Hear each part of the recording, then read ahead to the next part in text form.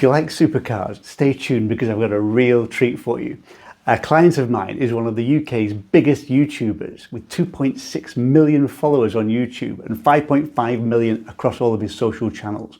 So when I'm trying to grow my own social media, who better to speak to than somebody who's been there and done it and bought the shirt? Literally, he's my best shirt client. He's been a client for over 10 years. He's had more shirts from me than I've had myself. He said, if you're ever in the area, pop in and you can see the cars and we can talk social media. If you know supercars and you know YouTube, you will know this guy, I guarantee it. He's not only got an encyclopedic knowledge of all supercars, but he's one of the nicest guys I've ever met. The funniest thing is, I don't know the first thing about supercars. So I had a really small window of opportunity to learn as much as I could about supercars so that I could sound knowledgeable on the day, so I didn't sound like a complete idiot when I was being shown these amazing cars. Let's find out what happened when we met up.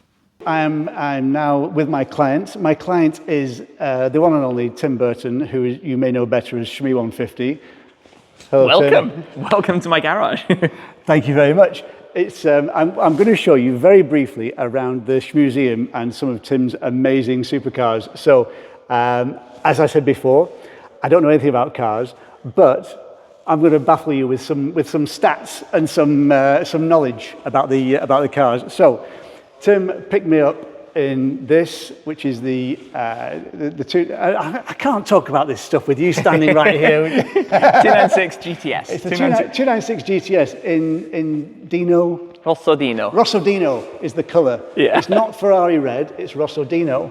Slightly orangier. Slightly orangier. It's not my phone that's making it look like that. That's how it actually looks.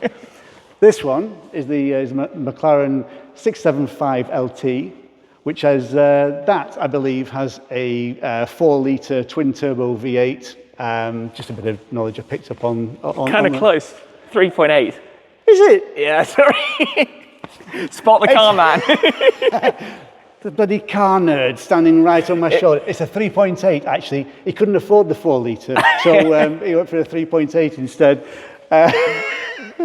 This one is the AMG GT Black Series. Now, this has a 4-litre twin turbo. Now, that's not quite as powerful as the one next to it, which has the 6.2-litre naturally aspirated V8. That's the SLS Black Series.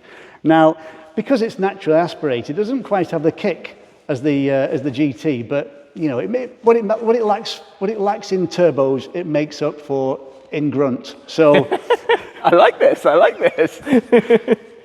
We've got the Shelby. These aren't. You won't recognise this car, but this is a Mustang Shelby. It's as you can see, it's not the prancing horse badge on the. Do you call it the prancing horse on a Mustang? It's not. No, the pony. It doesn't have the pony on the front of this. It has the snake to it's a Cobra, I believe. Interesting thing though, this is probably one of the rarest cars here because you can't buy them in Europe. You have to buy it and import it. Not only is this a rare car, he chose this. I would call it sick green, but I think it's actually acid green. Is it acid green? It's called gravel lime. Gravel lime. Certainly in your face. It's a colour. I chose it because you could only have this colour for the first year of production of these. So I liked it. It's quite stunning. It's quite something. Now, next is the Aston stand. We have the we have Tim's original V8 Vantage Roadster. I'll come to the side. And below that is Vantage G8. GT8, yeah. Oh, come on! I tried to learn all this stuff this morning in about half an hour.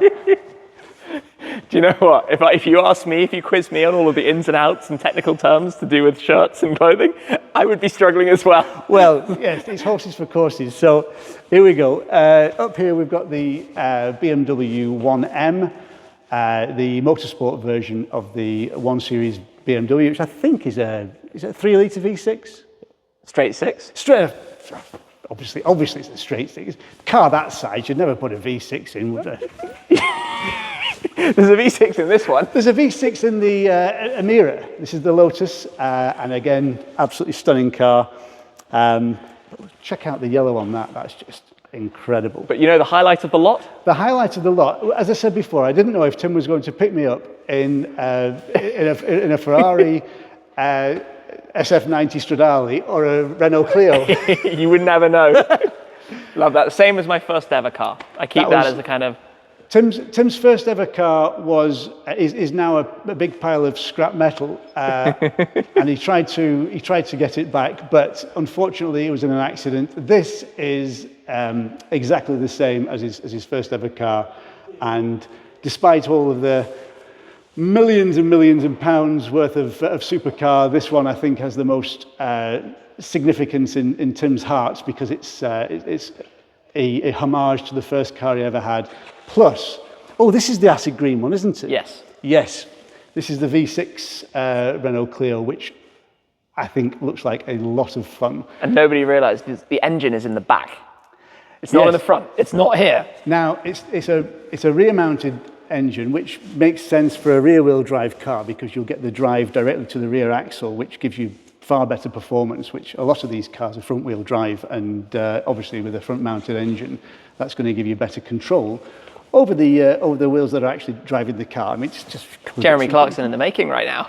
But of course, these air intakes at the side are a bit of a giveaway that it's an air-cooled rear-mounted engine, because that's going to help with your cooling.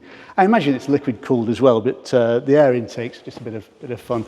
But here we have possibly, well, I've got the Huracan SV in the corner. Murcielago. That's my friend's Murcielago SV. It's a Lamborghini. I don't like Lamborghinis. It's a Lambo. More a Ferrari guy? If you're a Ferrari guy like me, the only Ferrari I've ever driven was a Ferrari California, and that was a lot of fun. Far better than the Lamborghini. This one is a Pura Sangue. Now I'm going to come this way. This has a 6.5 litre naturally aspirated V12 engine, which delivers probably, I'm thinking, about 800 brake. Not far off. 725. 725. Again, he couldn't afford the upgrade to 800 brake. I missed that power tune. I missed that upgrade. Next time. Honestly, I mean, if he'd taken my advice, it'd have gone for one that had a blower on it, because if you supercharge that, then you're going to get some real grunt out of it. But, maybe next time, Tim. And of course, the SF90 Stradale, which is just, it doesn't come across on the video the same as it does in the flesh, but the colour is absolutely stunning. Anyway, this is it's been literally a 6-minute tour of this museum, and thanks to Tim for taking the time to show me around today and give me some tips and tricks on how to grow my social media channels. So thank you, Tim, and until next time, I'll see you later.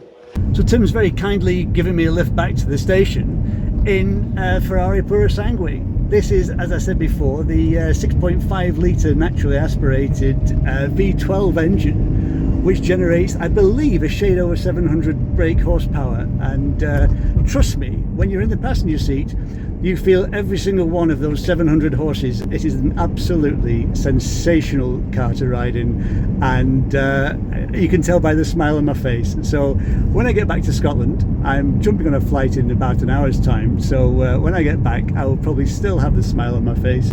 So I will see you then.